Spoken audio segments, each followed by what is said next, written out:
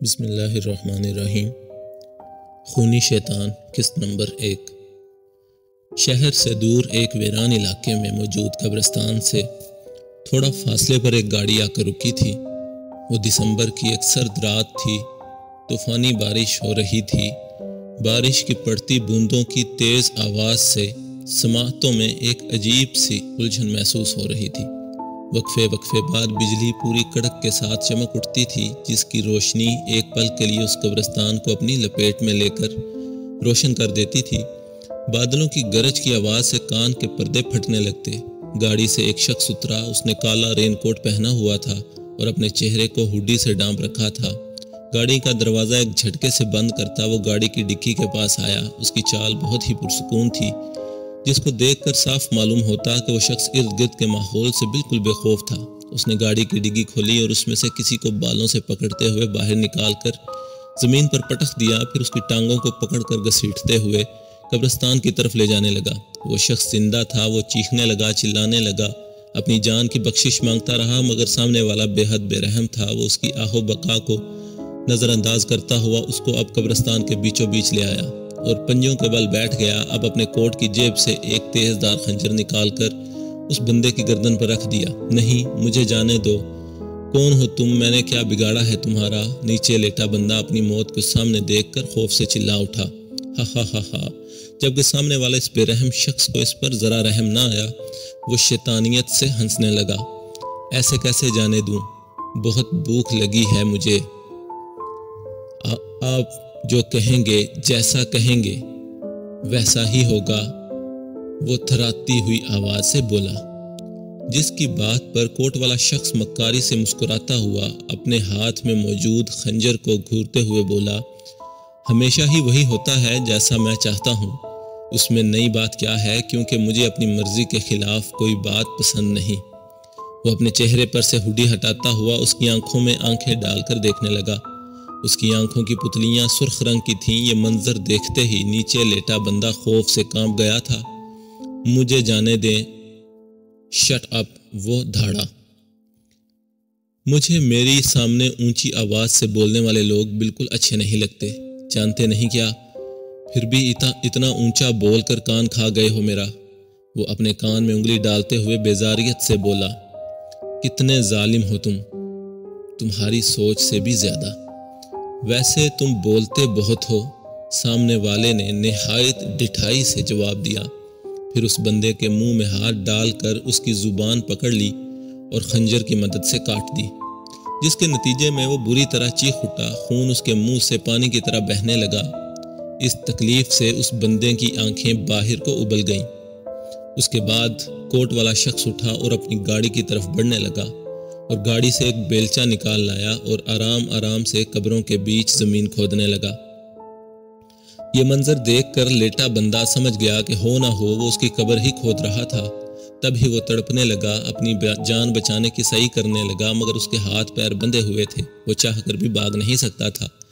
کافی دیر گزر جانے کے بعد وہ کالے کوٹ والا شخص ایک مکروہ مسکراہٹ لیے دھیرے دھیرے اس کے نزدیک آیا اور ایک بار پھر اپنے تیز دھار خنجر سے اس کے جسم پر حملہ کیا اور اس کے جسم کو جگہ جگہ سے زخمی کرنے لگا۔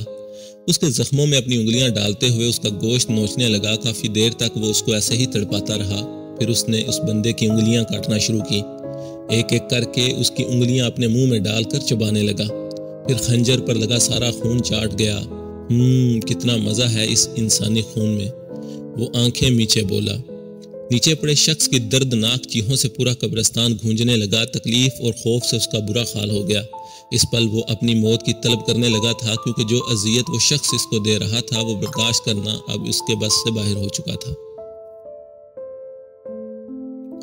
مگر سامنے والا ظالم شخص بڑے اطمینان سے اپنے کام میں مگن تھا، اور اب وہ کھڑا ہوا، اپنے پیر اس کے سر پر ٹکا دیا، پھر بیلچہ ہاتھ میں لیے پوری قوت لگاتے ہوئے بیلچے کا ایک کاری وار اس کے پیٹ پر کیا تو خون کا ایک فوارہ اس ظالم کے منہ پر پڑا تھا، جس سے اس کی روح کو ایک سکون پہنچا تھا۔ اپنے بائیں ہاتھ کی مدد سے اس نے وہ سارا خون اپنے چہرے پر مل دیا۔ سرخ آنکھیں اور خون سے بھرا چہرہ اس پل بے حد خوفناک معلوم ہو رہا تھا۔ وہ شخص 2 ٹکڑوں میں بٹ چکا تھا۔ اس کے جسم کے دونوں حصے جل کی مچھلی کی طرح تڑپنے لگے۔ یہ منظر خاصا دل دہلا دینے والا تھا، مگر اس ظالم نے زور سے قہقہ لگایا، ایک بار پھر وہ اس کے نزدیک آیا اور اس کے پھٹے پیٹ پر اپنا منہ رکھتے ہوئے اس کا گوشت بھوکے شیر کی طرح کھانے لگا۔ کافی دیر تک یہ تماشا جاری رہا۔ جب وہ اس بندے کا خاصا گوشت کھا چکا تو اس کا سر بے جان دھڑ سے جدا کرنے لگا۔ اس کی آنکھوں میں خنجر مار مار کر اس کی آنکھیں پھوڑ دی، منہ میں ہاتھ ڈال کر اس کا جبڑا بھی پھاڑ ڈالا۔ اب وہ گھٹنوں کے بل بیٹھے آسمان کی طرف رخ کیے، زور زور سے کہکے لگانے میں پھر اس نے نیچے پڑے بندے کے مردہ جسم کے ٹکڑوں کو ٹھوڈے کی مدد سے اس کھڈے میں ڈال دیا۔ اس دوران اس کا منہ خون سے لت پت تھا، وہ کسی وحشی درندے سے کم نہ لگ رہا تھا۔ پھر اس نے اس کھڈے کو مٹی سے بھر دیا اور اپنے ہاتھوں پہ لگی گیلی مٹی کو بارش کے پانی سے ہی دھونے لگا۔ پھر ایک نفرت بری نگاہ اس بند کھڈے پر ڈالتے ہوئے وہ اپنی گاڑی کی طرف چل دیا۔ گاڑی میں بیٹھ کر پہلے تو اس نے ٹیشو پیپر کی مدد سے منہ صاف کیا اور اپنا چہرہ آئینے میں دیکھتے ہوئے ایک سائیڈ اسمائل دی جو بے حد دلکش تھی۔ پھر وہ گاڑی سٹارٹ کرتے ہوئے اپنی منزل کی جانب روانہ ہو گیا۔ سدرا اپنی والدہ کے سرہانے بیٹھی تھی جو اکثر بیمار رہا کرتی تھی، مگر آج ان کی طبیعت بہت زیادہ خراب ہو گئی تھی۔ دراصل وہ دل کی مریضاں تھی۔ ڈاکٹروں نے تو انہیں بہت پہلے ہی دل کا آپریشن کرا لینے کا مشورہ دے رکھا تھا، مگر ان لوگوں کے پاس اتنے پیسے تھے ہی کہاں جو دل کا آپریشن کرواتے۔ بس ناصرہ شمیم اب تو دعا پر ہی جی رہی تھی۔ اس بات کو لے کر سدرا بہت افسردہ رہتی تھی۔ اس کا دنیا میں ماں کے سوا اور تھا ہی کون؟ والد کا انتقال تو اس کے بچپن میں ہو گیا تھا۔ ایک بھائی تھا جس نے شادی ہوتے ہی رنگ بدل لیا تھا۔ اس کی بیوی اچھی عورت نہ تھی۔ وہ سارا دن سدرا اور اس کے والدہ کے خلاف اپنے شوہر کے کان بھرتی۔ کہنے کو تو وہ لوگ ایک ہی مکان میں رہتے تھے، مگر سدرا کی بھابھی ہما کے زور دینے پر سدرا کے بھائی کاشف نے گھر کے بیچ ایک دیوار اٹھا دی تھی اور اپنا کھانا پینا بھی الگ کر لیا تھا۔ مہینے میں بس 2-3 ہزار روپے ہاتھ میں پکڑا جاتا، جس سے اس ماں بیٹی کا گزارا ناممکن تھا۔ سدرا کی عمر اس وقت 20 سال تھی۔ سونے جیسا گورا رنگ، کتابی چہرہ، نازک بدن، پھول جیسے ہاتھ پیر، کمر تک آتے ریشمی بال۔ اس کے چہرے پر بلا کی معصومیت تھی۔ صرف چہرے پر ہی نہیں، وہ خود بھی بے حد معصوم تھی۔ اس کی سب سے خاص بات تھی کہ اس کی سیرت نے آج تک کسی کا برا نہ چاہا۔ وہ دنیا کی برائی سے بے خبر، اپنے آپ میں مگن رہنے والی لڑکی تھی۔ پڑھائی میں بھی اچھی تھی۔ اس نے FSC میں بہت اچھے نمبروں سے پاس کیا تھا۔ وہ بچپن سے ہی ڈاکٹر بننے کا خواب دیکھ رہی تھی۔ اس کے نمبر اتنے اچھے تھے کہ اس کو شہر کے بڑے سے بڑے کالج میں بھی داخلہ مل سکتا تھا، مگر اس کا اصل مسئلہ تھا فیس۔ اس کے پاس میڈیکل کی فیس دینے کے لیے پیسے نہ تھے۔ اس کی منگنی اس کے خالہ زاد نعمان سے ہو چکی تھی۔ وہ 5 وقتہ نمازی تھا اور ہر نماز میں اپنی والدہ کے علاج اور اپنی فیس کے انتظام کے لیے دعا مانگا کرتی۔ اس کو یقین تھا کہ خدا اس کے لیے کوئی نہ کوئی راستہ ضرور کھول دے گا۔ ناصرہ شمیم کی طبیعت آج بھی دوا نہ ہونے کی وجہ سے بگڑی تھی۔ کاشف ابھی تک دفتر سے نہیں آیا تھا اور ہما سے مدد مانگنا بیکار تھا۔ یہ بات سدرا اچھے سے جانتی تھی، مگر یوں ہاتھ پہ ہاتھ دھرے تو نہ بیٹھ سکتی تھی۔ اس نے ایک نظر اپنی والدہ پر ڈالی جو تکلیف سے بے حال تھی، پھر اٹھی الماری سے چادر نکال کر اوڑھ لی اور تیزی سے دروازے کی جانب بڑھی اور اپنے بھائی کے گھر کا دروازہ بجانے لگی۔ ارے کون ہے؟ آ رہی ہوں۔ سارے اسکرب کا بیڑا غرق کر دیا۔ پتہ نہیں کون ہے؟ ہما نے بڑبڑاتے ہوئے دروازہ کھولا۔ بھابی وہ امی کی طبیعت بہت خراب ہے، کچھ پیسے دے دیں، دوائی ختم ہو گئی ہے، سدرا روحانسی ہوتے ہوئے بولی۔ اوہو، مگر سدرا میرے پاس تو اس وقت بالکل پیسے نہیں ہیں، کاشف کی سیلری بھی نہیں آئی اب تک، ہما نے سفید جھوٹ بولا تھا۔ سدرا سمجھ تو گئی تھی، مگر وہ کر بھی کیا سکتی تھی۔ چپ چاپ وہاں سے چل دی اور گھر آ کر اپنی سہیلی اریبہ کو فون کرنے لگی۔ ہاں ہیلو اریبہ، ہاں میں ٹھیک ہوں، وہ سب چھوڑو، میری بات سنو یار، امی کی دوائی ختم ہو گئی ہے، کچھ پیسے دے سکتی ہو پلیز؟ سدرا نے بہت مجبور ہو کر اریبہ کے آگے ہاتھ پھیلائے تھے۔ سدرا یار، وہ میری ماما نے سختی سے منع کر دیا ہے تمہیں مزید پیسے دینے سے، میں کیا کر سکتی ہوں اب؟ اریبہ سچی میں اس دفعہ سارے پیسے لوٹا دوں گی۔ اچھا سدرا، مجھے ذرا کام ہے، میں فون رکھ رہی ہوں، پھر بات ہوتی ہے، خدا حافظ۔ سدرا کو اریبہ کا رویہ بے حد توہین محسوس ہوئی۔ وہ بے حد حساس تھی، ویسے بھی زندگی کی تلخیوں کو اس نے کبھی نہ جھیلا تھا۔ یہ سب کچھ اس کے لیے کافی مشکل تھا۔ اس نے مایوس ہو کر فون رکھ دیا۔ اپنی والدہ کی بگڑی حالت کو دیکھ کر اس کا سر درد سے پھٹنے لگا تھا۔ وہ سر پکڑ کر بیٹھ گئی۔ سدرا بیٹا، دوائی لا دو مجھے۔ ناصرہ شمیم کی آواز ابھری۔ اب وہ بیچاری اپنی والدہ کو کیا بتاتی کہ دوا تو ختم ہو چکی ہے۔ جی امی، میں لے کر آتی ہوں، بس آپ تھوڑا انتظار کریں، وہ کہتی ایک بار پھر چادر اوڑھے گھر کی دہلیز سے نکل پڑی۔ وہ نہیں جانتی تھی کہ کدھر جا رہی ہے، مگر بس گھر سے دوا لینے کے ارادے سے نکل آئی تھی۔ وہ سڑک پر نہ جانے کتنی ہی دیر چلتی رہی تھی۔ پھر اس کو اپنے دور کے ایک رشتہ دار کا خیال آیا جو اسی شہر میں رہتا تھا، جس کا نام حارث تھا۔ وہ مالی لحاظ سے بہت اچھا تھا اور شادی شدہ بال بچے دار آدمی تھا۔ یہ خیال آتے ہی سدرا کے دل میں ایک امید سی جاگی۔ وہ رکشہ لے کر حارث کی طرف چل دی۔ حارث نے بھی سدرا کی کوئی مدد نہ کی تھی۔ اب تو اس کا دل ڈوبنے لگا تھا۔ وہ سمجھ ہی نہ پا رہی تھی کہ اب گھر کس طرح جائے۔ اوپر سے اس کو اپنی والدہ کی فکر بھی کھائے جا رہی تھی، کیونکہ وہ اس حالت میں گھر میں اکیلی تھی۔ کچھ بھی کر کے مجھے امی کے لیے دوائی لینی ہی ہوگی، ورنہ، یہ سوچ کر سدرا کی آنکھوں سے آنسو جاری ہو گئے۔ شام کا وقت تھا۔ اس وقت وہ ایک پارک کے سامنے کھڑی تھی۔ یہ ایک پوش علاقہ تھا۔ سدرا چلتے چلتے پارک کے اندر پڑے ایک بینچ پر جا بیٹھی۔ اس کی آنکھوں کے سامنے اندھیرا چھانے لگا۔ کچھ سمجھ نہ آ رہی تھی کہ وہ کرے تو کیا کرے۔ اتنی دیر میں ایک ادھیڑ عمر کی عورت اس کے برابر میں آ کے بیٹھ گئی اور اپنا پرس کھول کر اس میں سے پانی کی بوتل نکال کر پینے لگی۔ اسی دوران ایک بچہ جو اس عورت کے ساتھ ہی تھا، شاید اس کا پوتا یا نواسا تھا، وہ بھاگتے ہوئے گر پڑا۔ اوہ فہد بیٹا، دھیان سے، یہ کہتے ہوئے وہ عورت بھاگتے ہوئے اس بچے کو اٹھانے چل دی، جبکہ اس کا پرس وہیں کھلا پڑا رہ گیا۔ وہ جلدی میں جو بھاگی تھی، سدرا کی نظر اس کے پرس میں پڑی، جدھر ATM کارڈ موجود تھا، تھوڑی سی رقم بھی تھی۔ سدرا کو بس ایک آخری راستہ یہی دکھائی دینے لگا کہ وہ یہ رقم اٹھا لے اور اپنی امی کی دعا لے کر گھر چلی جائے، مگر اس نے آج سے پہلے کبھی کوئی غلط کام نہ کیا تھا۔ اسی خیال سے اس کے دل کی دھڑکن تیز ہو گئی۔ وہ بڑی مشکل سے اس نے خود کو مضبوط کرتے ہوئے کانپتے کانپتے اپنا ہاتھ پرس کی طرف بڑھایا اور رقم اٹھا لی۔